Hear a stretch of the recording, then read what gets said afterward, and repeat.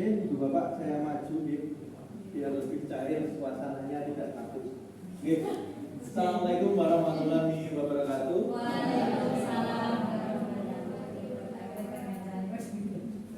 Ibu Bapak yang kami hormati, mohon maaf pada kesempatan siang hari ini izinkan saya berbagi terkait dengan aktivitas yang sudah saya lakukan kurang lebih di bulan Juni, Juli, Agustus ya, PPKG PJOK. Nanti sekilas akan kami sampaikan apa sih yang saya lakukan di kegiatan itu, intinya saja, kalau nanti panjang lebarnya nanti lama ya. Kemudian juga saya ada tugas membuat sebuah rancangan proyek untuk siswa dalam bentuknya PJOK.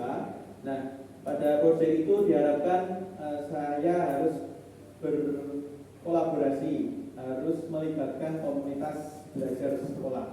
Nah, kalau SMA Negeri 9 Magelang memiliki komunitas belajar suluh penglihatan. Jadi pada kesempatan ini sekali lagi izinkan saya untuk berdiri di hadapan Ibu Bapak semuanya untuk sekedar memaparkan apa yang sudah kami atau saya lakukan di PPKG PJOK tahun 2024 dan rencana tidak lanjut apa perencanaannya yang akan saya lakukan di PPKG PJOK tersebut.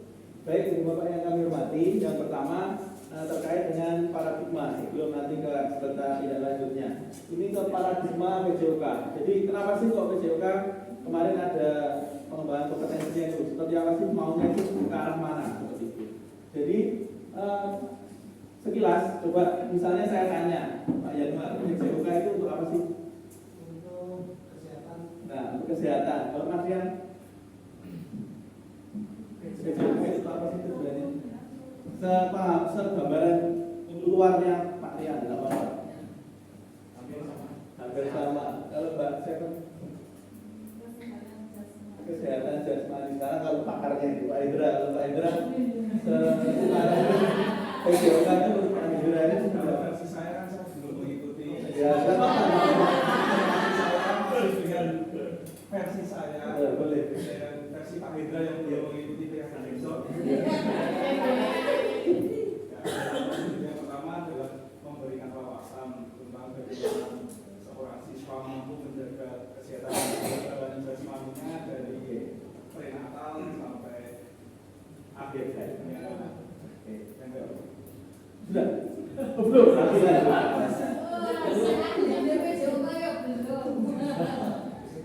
Itu yang pertama. Yang kedua, dia bisa menerapkan di kehidupannya sendiri terkait tentang PJOK. Oke, terima kasih. Tepuk tangan. Baik, secara gambaran luarnya, memang hampirnya sama seperti itu. Waktu di awal pertemuan ditanya, guru-guru kan kebetulan ya guru PJOK semua, kalau pernah ada yang guru kelas ditanya, tujuannya PJOK apa? Bingung nggak sih? Jadi arah pertanyaan itu sebenarnya mau kemana kan begitu? Kok ditanya pertanyaan sederhana, tujuannya PJOK itu untuk apa? Nah, sangat sederhana sebagai seorang guru PJOK otomatis belum. Jelas gitu kebugaran jasmani lah, ya jelas gitu kesehatan anak lah, direfreshing anak-anak setelah penat di kelas dan sebagainya. Nah, itu ada beberapa memang keyakinan terluar dari PJOK itu. Ada yang PJOK adalah sebuah lapangan pekerjaan. Oh, itu hanya lapangan pekerjaan guru. Gitu. Kemudian bahwa guru PJOK itu adalah guru olahraga, gimana? Ya, pokoknya guru PJOK itu pokoknya guru olahraga. Gitu. Kemudian keyakinan bahwa PJOK akan menyumbangkan pada prestasi keolahragaan. Rata-rata sekolah yang tidak memiliki prestasi olahraga biasanya guru PJOK ini siapa tahu gitu. Ya. Guru PJOK ini basicnya apa tahu kalau sekolah nggak punya prestasi seperti itu, arahnya ke situ. Kemudian tujuan PJOK sebagaimana dikaitkan dengan anggapan bahwa olahraga secara otomatis berperan dalam membangun karakter bangsa, PBB, disiplin, ya, baju dimasukkan, komando, layono, ayo ini, seperti itu. Kemudian keyakinan bahwa olahraga adalah sesi hiburan atas penatnya beban pelajaran lain dalam kelas. Nah, ini anak-anak biasanya ya, kalau pandangannya seperti ini. Kemudian keyakinan bahwa tujuan PJOK adalah sebagai mata pelajaran untuk meningkatkan kebugaran peserta didik. Nah, ini keyakinan-keyakinan yang ada sekarang. Secara umum PJOK itu sebenarnya legitimasi umumnya, kemudian eksistensinya itu hanya sebatas ini. Ya, salah atau tidak? Tidak salah. Ya, tapi ini adalah sebuah bentuk eksistensi yang dasar sekali. Ya, karena sesungguhnya PJOK itu tidak sedangkal ini. Justru utamanya malah tidak ada di sini. Ya enggak? Apa yang tidak ada di sini? Coba itu ada yang lihat. Apa yang tidak ada di sini? Esensi dari PJOK. Kayaknya ada. Dibesarkan sedikit. Hiburan ada di situ. Esensinya PJOK. Karakter ada itu. Kayaknya malah berkembang karakter bangsa. Kesehatan jiwa. Apa?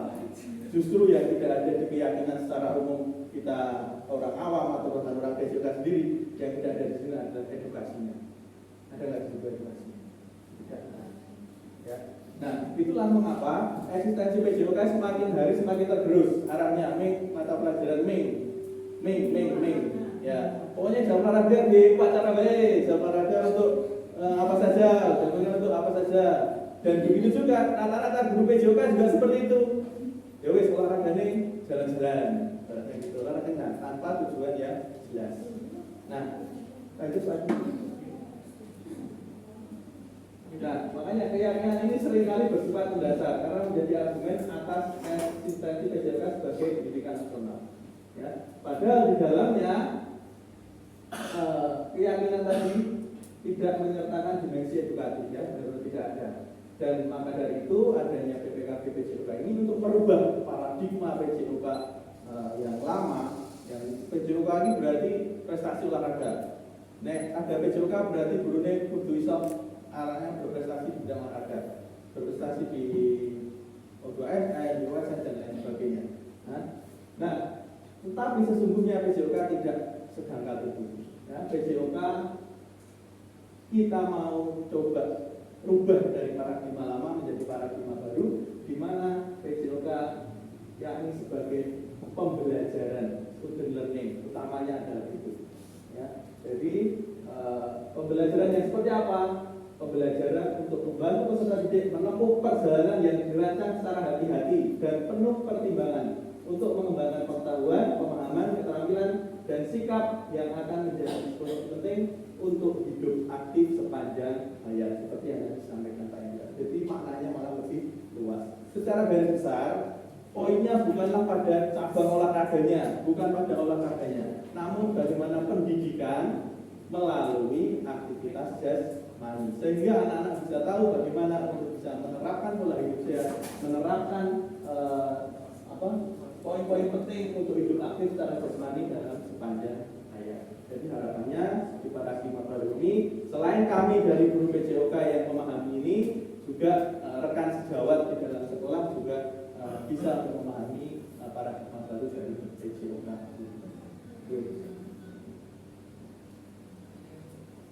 Jadi harapannya setelah nanti mengikuti PPKB PJOK ini, guru PJOK bisa memfasilitasi pembelajaran PJOK yang bersifat dan berpusat pada peserta didik secara efektif, bermakna, menyenangkan, dan reflektif. Nah, sekarang memang kejar-kejarnya Bapak Ibu guru semuanya sekolah untuk melakukan refleksi, dan guru harapannya mampu memfasilitasi pembelajaran yang memungkinkan peserta didik untuk mengambil peran yang lebih aktif dalam pembelajaran mereka.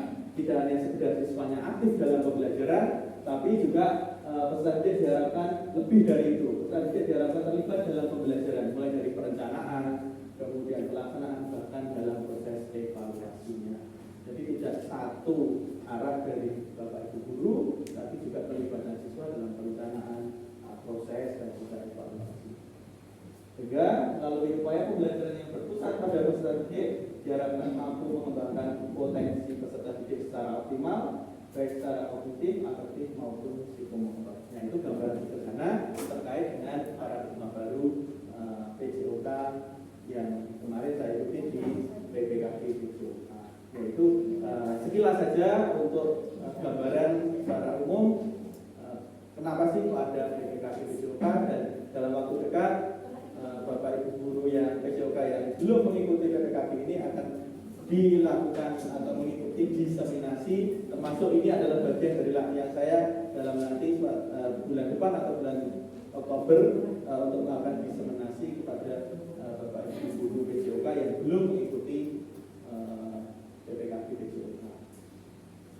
Oke, ini. Kemudian yang kedua, ini saya dapatkan tugas untuk membuat sebuah rencana tidak lanjut dari kemarin proses selama 2 bulan. Kemudian kami diminta untuk membuat sebuah proyek pembelajaran berbasis proyek dan harus melibatkan komunitas belajar sekolah seluruh Pawiatan. Nah, di sini saya mengambil latihan kebugaran untuk masa depan yang lebih sehat.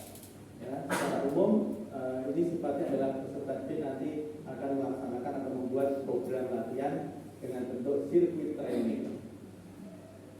Kenapa kok saya mengambil sirkuit training?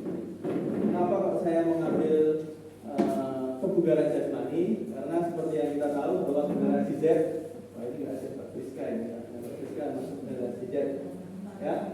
Itu tentunya di kehidupannya memiliki tantangan yang luar biasa karena mereka lahir sudah tahu handphone, sudah tahu internet, begitu bayi sudah dipegang, sudah langsung screen, scroll, ya, langsung joget dan lain sebagainya. Nah, jadi mereka cenderung kurang untuk melakukan aktivitas jasmani. Bahkan kalau siswa ditanya itu dari satu kelas misalnya paling hanya 1-2 anak, berapa aja yang ada aktivitas fisik di rumah, misalnya main bola, voli dan lain sebagainya. Mereka cenderung lebih banyak berkumpul untuk bermain game olahraga jempolnya.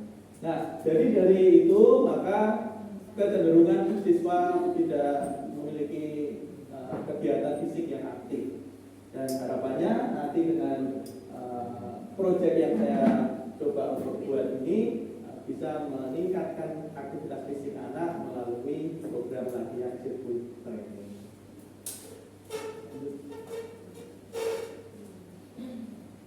Ya, tujuannya kenapa saya mengambil ini? Harapannya nanti bisa memfasilitasi peserta didik dalam mengembangkan kemampuan untuk mempelajari macam-macam latihan kebugaran jasmani, tujuan latihannya, kemudian intensitas latihannya, dan menyusun program latihan dengan bentuk sirkuit training dengan berkelompok dengan berkolaborasi dengan teman yang lain. Kemudian memfasilitasi peserta didik dalam mengembangkan keterampilan afektif, kognitif, psikomotor peserta didik melalui aktivitas latihan kebugaran jasmani dengan program latihan sirkuit training, dan memfasilitasi peserta didik dalam mengembangkan sikap peserta didik dalam berkolaborasi. Jadi tidak hanya secara materi saja, tapi juga pengembangan sikap melalui kolaborasi dengan peserta didik yang lain. Kemudian berkolaborasi bersama komunitas belajar sekolah untuk memberikan pembelajaran SMK yang berpusat pada peserta didik dan memberikan pengalaman bermakna peserta didik dalam beraktivitas gerak sebagai upaya menerapkan pola hidup sehat. Nah, jadi harapannya dengan seperti ini nanti dari ibu bapak semua bisa memberikan umpan balik kepada kami, kepada saya untuk nanti perbaikan di pembelajaran saya sehingga di pembelajaran kemudian bisa menjadi lebih baik lagi. Jadi harapannya pembelajaran yang disusun oleh siapapun bapak ibu guru terutama yang PJOK ini tidak serta-merta inilah jadinya dipraktekkan ya seperti inilah. Kalau mau dikoreksi sama guru PJOK saja tidak hanya seperti itu, tapi dari komunitas belajar seperti ini bisa untuk memberikan umpan balik yang untuk mendukung atau meningkatkan pembelajaran di masa yang akan datang. Nah, apa yang akan dilakukan dalam proyek ini? Nah, nanti peserta didik akan dibentuk kelompok. Mereka memiliki proyek untuk membuat sebuah program latihan berbasis sirkuit training dan dilaksanakan secara teratur sebagai upaya untuk membiasakan beraktivitas fisik sebagai penunjang meningkatkan kebugaran jasmani. Kemudian apa sih latihan sirkuit? Nah, latihan sirkuit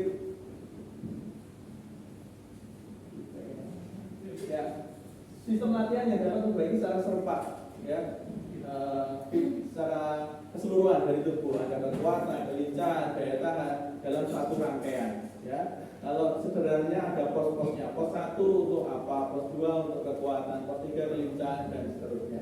Gambarannya seperti ini untuk latihan sirkuitnya. Ini gurunya Mbak Arneta, Pak Yusuf. Iya, Bu.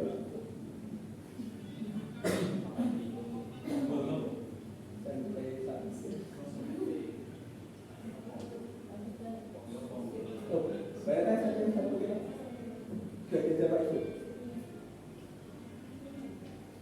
Ya, itu ada pos 2 untuk power. Kemudian dilanjutkan di pos 3.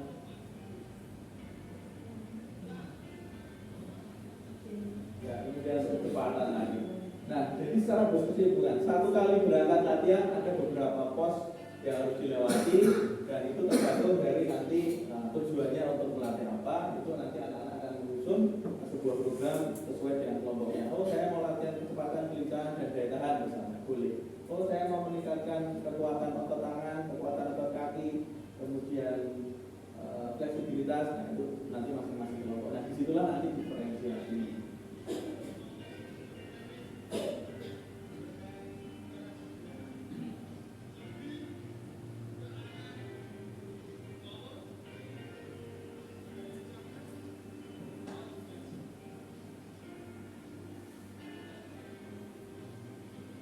Ini juga guru SMA saya di Kalsum di SMA 160.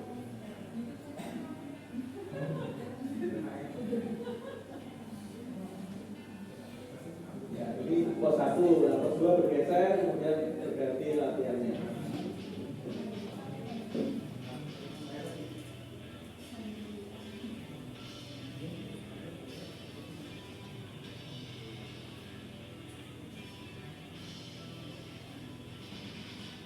Gambaran istilahnya tentang sirkuit training. Jadi anak-anak harapannya nanti bisa menyusun paling tidak seperti itu, tentunya dengan program yang jelas, jadi tujuannya latihannya apa, dan nanti seperti apa untuk videonya, pelaksanaannya. Oke, Pak.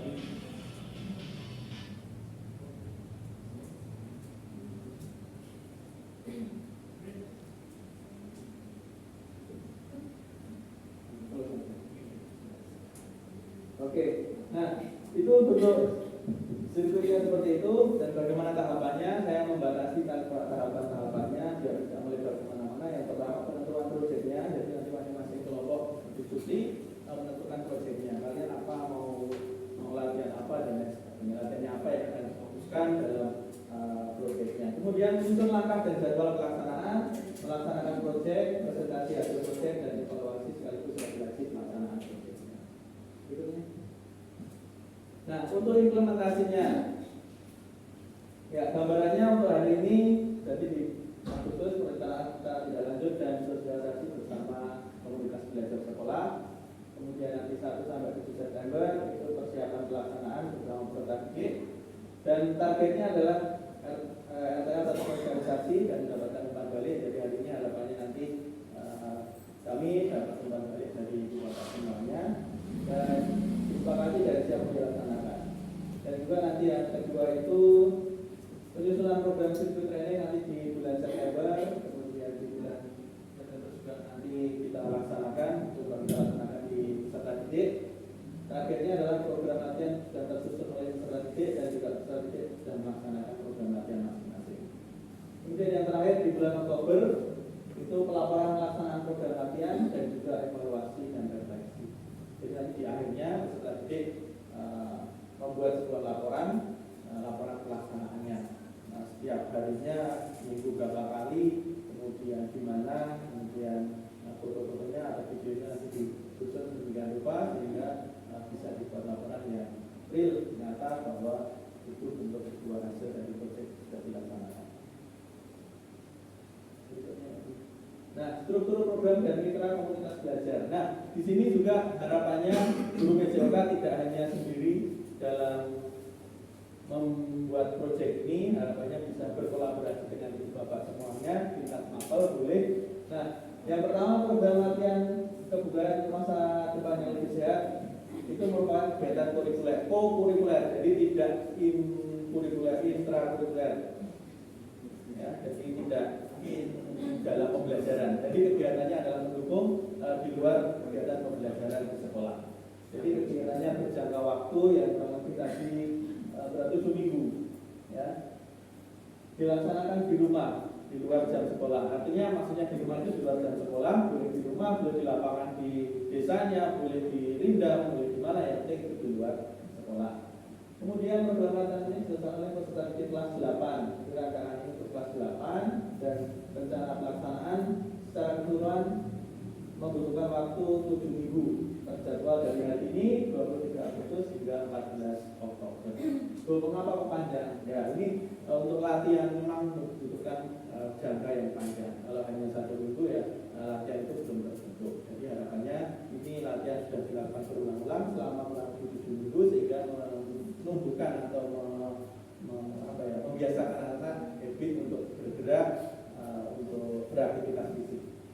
Kemudian sebagai penanggung jawab, ini hanya contoh untuk penanggung jawab kepala sekolah pelaksana program saya sendiri.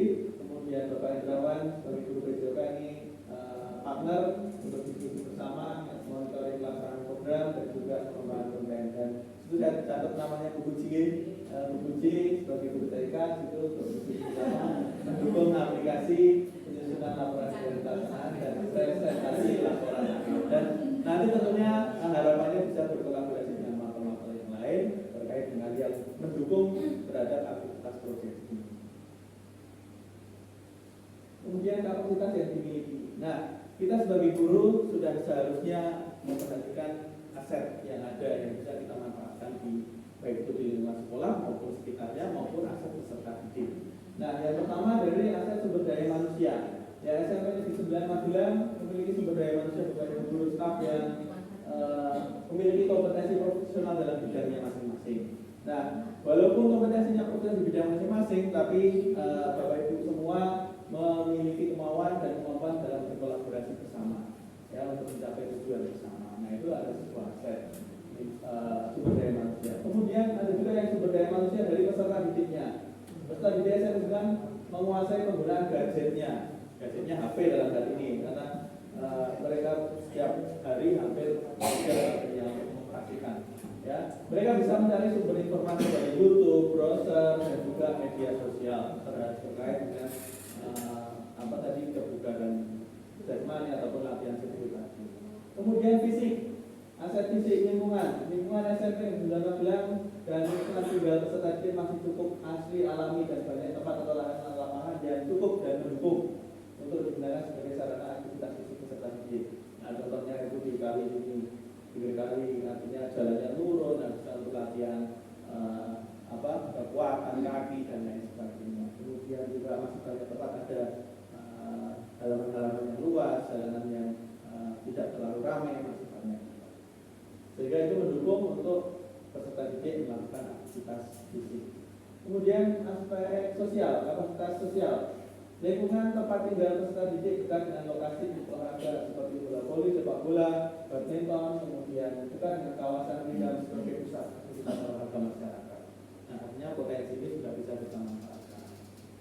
Kemudian lingkungan dan teknologi. SMP sudah memiliki sarana prasarana pendukung aktivitas fisik seperti lapangan tenis, lapangan voli. Nah, ini mereka bisa gunakan. Misalnya pulang sekolah mau melakukan aktivitas latihan di situ, artinya sarana pendukungnya ada. Dan juga memiliki ruang komputer yang bisa dimanfaatkan untuk mencari informasi maupun membuat laporan, disertasi, editing video dan lain-lain. Nah, ini kapasitas yang dimiliki atau aset based thinking, ya, untuk mendukung terlaksana proyek safety training. Nah, bagaimana rencana evaluasinya? Kalau itu sudah berjalan, rencana evaluasinya yang pertama adalah mengidentifikasi indikator yang akan dievaluasi. Ya, jadi apa sih yang akan kita evaluasi? Kita identifikasi seperti keterlibatan komunitas belajar sekolah, partisipasi peserta didik, kesulitan peserta didik dalam implementasinya, kemudian perkembangan aktivitas fisiknya seperti apa. Kemudian yang kedua adalah membuat instrumen monitoring dan evaluasi program berupa angket pada kepala sekolah, kemudian komunitas belajar sekolah, kemudian peserta didik dan juga orang tua wali. Dan tidak ini anak-anak di rumah itu melaksanakan proyek ini. Kemudian melakukan evaluasi, refleksi dan umpan balik bersama komunitas belajar sekolah dan juga peserta didik. Nah, tentunya dalam perencanaan selalu ada tantangan yang membayani. Nah, kira-kira apa sih yang nanti akan saya hadapi? Kesulitan apa yang akan saya hadapi? Nah, tentunya saya sudah memetakan yang pertama untuk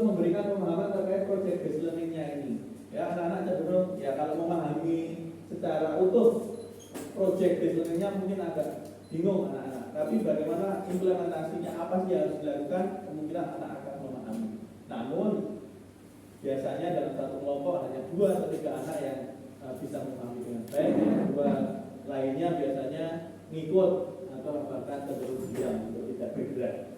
Kemudian menumbuhkan tanggung jawab kelompok maupun pribadi dalam proses perencanaan penyusunan proyek. Nah, ini juga perlu penekanan lebih karena memang tanggung jawab pribadi, tanggung jawab kelompok anak-anak itu harus terus diingatkan. Kalau tidak ya nanti mereka tidak bisa berjalan sebagaimana mesti sesuai dengan hasil yang diharapkan. Kemudian menumbuhkan motivasi dalam pelaksanaan proyek secara teratur dan kontinu. Nah, ini juga karena ini di luar kendali kita, pelaksananya di rumah, secara otomatis motivasi mereka cenderung akan naik turun. Kadang awal-awal mungkin serius beneran melakukan latihan, paling 2-3 kali, terus langsung melakukan apa, keselamur apa dan lain sebagainya. Jadi untuk menumbuhkan motivasi secara kontinu ini yang butuh sesuatu yang ekstra. Kemudian kemungkinan adanya manipulasi data aktivitas, ya seperti tadi bahwa aku ini wes kok kalau tak gawe model di minggu ini, minggu depannya tak gawe model nih, jadi ada kemungkinan seperti itu. Dan solusinya juga beberapa sudah coba usut untuk memberikan penekanan pemahaman dan waktu untuk melatih belajar dan memahami, konsisten dalam mendampingi dan mengingatkan, dan juga memberikan reward atas pelaksanaan aktivitas yang kontinu dan teratur. Membuat fungsi kontrol dan monitoring untuk orang tua peserta didik. Jadi kita berharap orang tua peserta didik juga turut mendampingi, mengawasi anak-anak dalam melaksanakan proyek tersebut.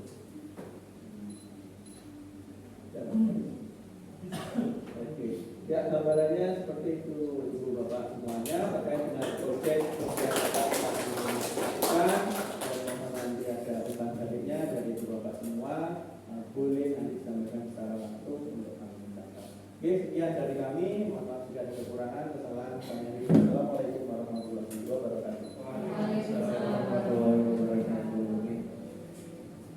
Terima kasih Pak Arwan atas berbagi praktik baik kegiatan PKG Oka yang sudah dilakukan selama 2 bulan ya Pak Arwan, dan planning atau rencana tindak lanjut yang akan dilakukan Pak Arwan dalam ini terkait dengan latihan kebugaran untuk masa depan lebih sehat.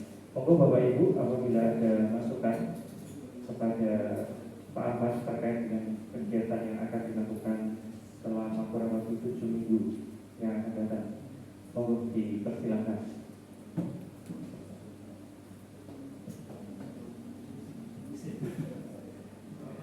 Monggo bebas.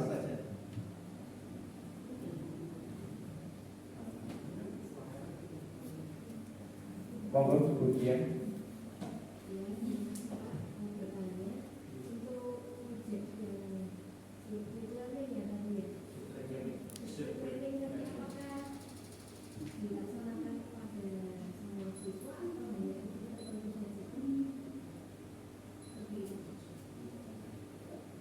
Pak Arwan langsung saja. Baik, terima kasih. Kemudian terkait dengan rencana proyek ini untuk semua siswa di kelas 8. Jadi memang proyeknya ini untuk secara umum dilaksanakan untuk semua siswa kelas 8. Rencananya seperti itu. Oke. Ada masukan kemudian? Harus ada dong. Monggo Bapak Ibu ya. Terima kasih Bu Min, monggo Bu Min. Terima kasih Bu Dian.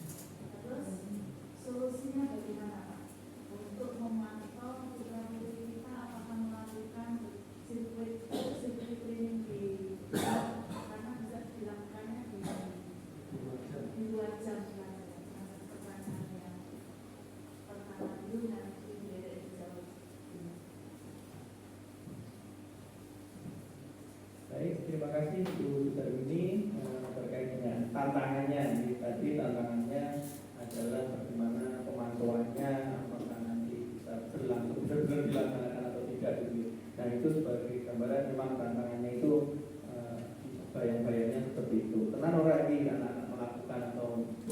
mempraktekkan begitu. Nah, harapannya di rencana solusinya apabila nanti ada kekhawatiran terkait dengan itu, terkait dengan pemantauan, nanti kita membuat rubrik kontrol dan monitoring untuk orang tua peserta didik. Nah, harapannya orang tua juga turut mendampingi. Jadi misalnya kok tertinggal atau kemana, harapannya juga orang tua turut mendampingi karena memang secara usia mereka belum diperbolehkan untuk mengendarai sepeda motor. Nah, untuk solusi itu gambaran saya tantangan yang proses pemantauannya itu ada keterlibatan orang tua peserta didik dan juga untuk ada membuat rubrik kontrolnya. Nah, walaupun itu juga masih ada kemungkinannya manipulasi data.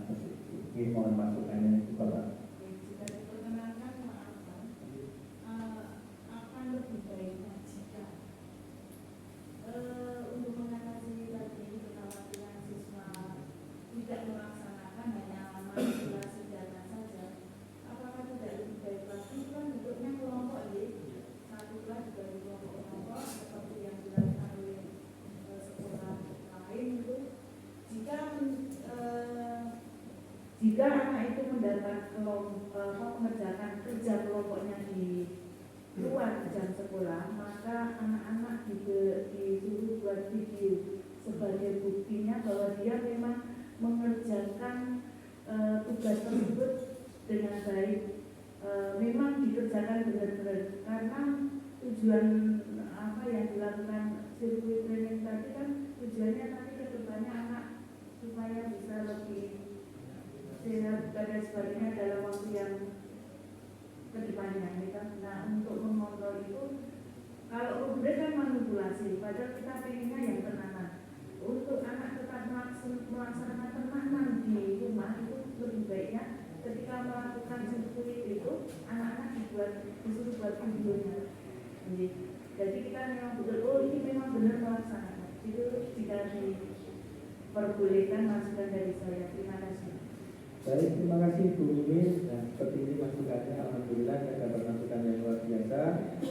Untuk pemantauan ini bisa dibuatkan bukti video, dan saya juga jadi dapat ide bahwa setiap tahapan yang dilakukan terkumpul dalam video-video sehingga nanti di laporan akhirnya entah nanti kita mau upload di media sosialnya, kemudian yang dikumpulkan adalah linknya sebagai pemantauan akhir laporannya. Jadi, terima kasih Bu Mimin atas masukannya. Monggo Bu Bapak yang lain.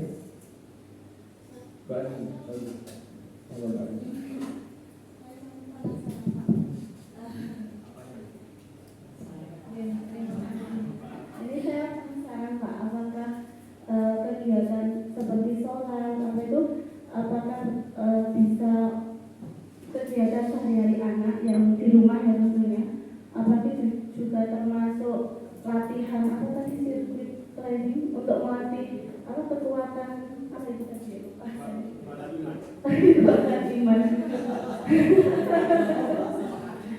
Maksudnya kan di rumah, sedangkan kadang-kadang anak itu kalau diberi kegiatan itu alasannya nggak ada waktu, tapi kalau sekaligus sholat bisa. Itu apakah bisa mengukur kekuatan atau Terima kasih Bu Ani. Baik, saya mencoba untuk menjawab ya, terkait dengan pertama gerakan sholat. Memang setelah gerakan sholat itu ada manfaat teorinya seperti itulah untuk kesehatan otot, sendi dan lain sebagainya.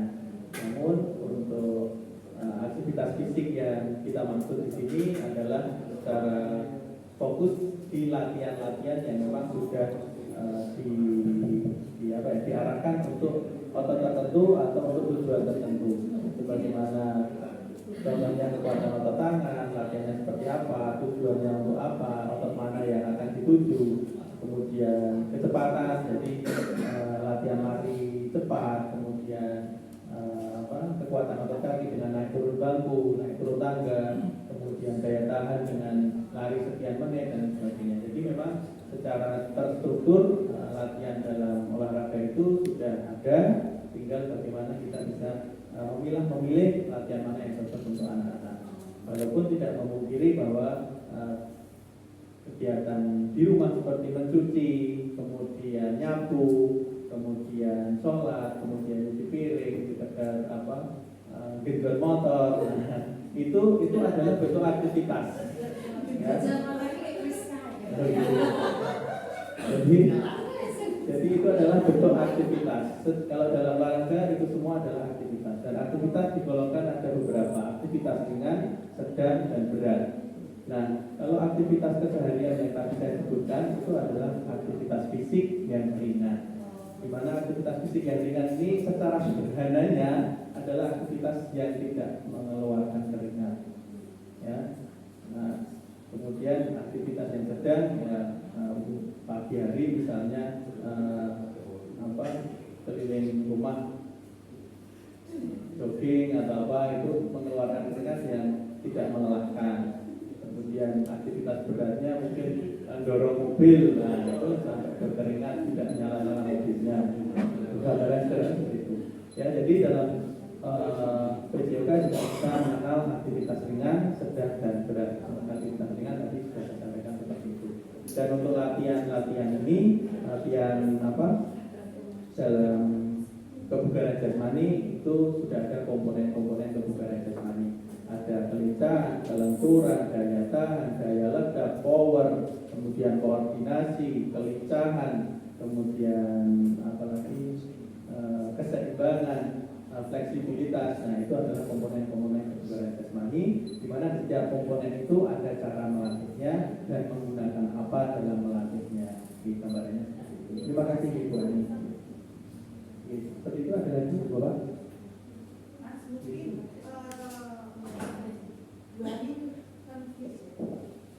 yang ditangkap oleh aktivitas sehari-hari, padahal yang digambarkan Mas Arman itu bukan aktivitas sehari-hari, tapi gerakan yang bisa melatih anak untuk melatih contohnya kelenturan, kelincahan, keseimbangan dan sebagainya. Di olahraga itu ada, ya kan? Dan itu dilakukan oleh kelompok, satu kelompok anak. Misalnya kelompok anak itu akan melakukan latihan kelenturan. Nah, gerakan apa saja yang mendukung kelenturan? Itu dibuat sirkuit, pos ini, pos ini, bukan itu kan? Bukan kegiatan sehari-hari. Sholat itu tidak termasuk kalau menurut saya. Oke, terima kasih Bu pertanyaannya. Berikutnya monggo Pak Rian sudah mengatakan itu. Monggo Pak Rian. Terima kasih. Tadi sebenarnya sudah disinggung oleh Bu Mimi, hanya menambahkan saja. Untuk proyek ini Pak, ini kan nanti rencananya 7 minggu. Dari proyek ini tolak ukur keberhasilan kita itu seperti apa gitu. Dan mengenai olahraga itu cakupannya juga dengan nutrisi yang kita makan. Apakah konsumsi makanan itu perlu kita perhatikan untuk menunjang kebugaran jasmani seperti itu. Karena ada yang olahraga tapi habis olahraga jogging di ridang belinya sebelah moto Indomie burung kilo itu mantap sekali gitu. Nah, apakah ini dari kebugaran itu nanti akan diatur pola makan dan konsumsinya atau seperti apa? Terima kasih. Baik. Terima kasih Pak Rian atas masukannya. Secara umum apabila kita memang akan membentuk sebuah kebugaran jasmani dalam diri kita sendiri ya, itu memang banyak faktornya. Yang pertama adalah dari aktivitas fisik. Kemudian yang kedua adalah dari nutrisi atau gizi yang kita makan sehari. Dan yang ketiga adalah penyakit bawaan. Kemudian yang keempat itu adalah kebiasaan kita, pola hidup. Nah, jadi ada kebugaran jasmani itu dipengaruhi oleh faktor-faktor tersebut. Jadi kalau memang kita mau menyeluruh, semua komponen memang harus disentuh. Ya. Kemudian untuk tadi yang Pak Rian sampaikan memang betul bahwa terkadang kita habis jogging, habis lari terus nongseng, gitu ya, habis Nah, seperti itu. Nah, jadi memang hal itu menjadi dilema. Namun pada proyek ini kami mencoba untuk fokus paling tidak untuk membiasakan anak untuk beraktivitas fisik yang sederhana namun kontinu dilakukan. Nah, dengan harapan ketika nanti anak-anak bisa kontinu beraktivitas itu bisa menumbuhkan paling tidak meningkatkan kemauan dia untuk bergerak, mengurangi aktivitas yang diam menggunakan gadgetnya masing-masing. Kemudian juga kalau nanti sudah kontinu, sudah rutin, harapannya juga nanti pasti ada aspek kebugaran jasmani yang terbentuk. Dan untuk tolak ukurnya seperti apa? Di proyek ini tolak ukurnya nanti adalah peserta didik yang pertama dapat menyusun program latihannya. Jadi program latihan seperti apa yang sudah disusun selama kurang lebih sekian minggu itu. Kemudian setelah disusun dia harus melaksanakan. Nah, tadi idenya dapat dari Rumit, ada video, kemudian ada rubriknya. Kemudian nanti di akhirnya ketika sudah selesai, anak-anak bisa membuat laporan kegiatannya. Oh, saya sudah melakukan seperti ini. Setiap minggu meningkat latihannya sudah bisa sampai sekian. Di minggu pertama saya hanya kuat misalnya untuk kekuatan otot tangan 10 kali push up dalam waktu 1 menit misalnya. Oh, nanti di minggu kedua sudah bisa 12, minggu ketiga sudah bisa 15 dan seterusnya. Jadi memang progresif kalau sistem latihan itu harus progresif, lalu meningkat, ada peningkatan ya dalam 1 kali latihan, latihan kedua, latihan ketiga. Kenapa kok harus progresif? Kalau hanya stuck atau tetap, itu tubuh kita itu lebih pintar. Jadi sudah adaptasi, sudah tidak ada beban lebihnya. Ibaratnya ini waste, dan tidak ada efek istilahnya seperti itu. Jadi secara tubuh kita sudah menolerir, memberikan toleransi kalau cuma 10 ya sudah 10. Jadi energi kita yang kita sudah terbiasa dengan 10. Jadi seakan-akan kita tidak melakukan sesuatu yang seperti itu. Jadi sekali lagi untuk pola ukurnya tadi seperti itu, dan untuk kalau memang kita mau kebugaran jasmani secara keseluruhan ya memang berbagai faktor sangat berpengaruh dan kita harus sentuh semuanya. Terima kasih Pak Rian. Ada lagi Bapak Ibu? Monggo, ada lagi untuk atau cukup? Cukup sepertinya ini Bapak Ibu. Demikian tadi Bapak Ibu pemaparan berbagi praktik baik dan sekaligus rencana ke depan selama 7 minggu yang akan dilaksanakan oleh Bapak Arfan terkait implementasi civic training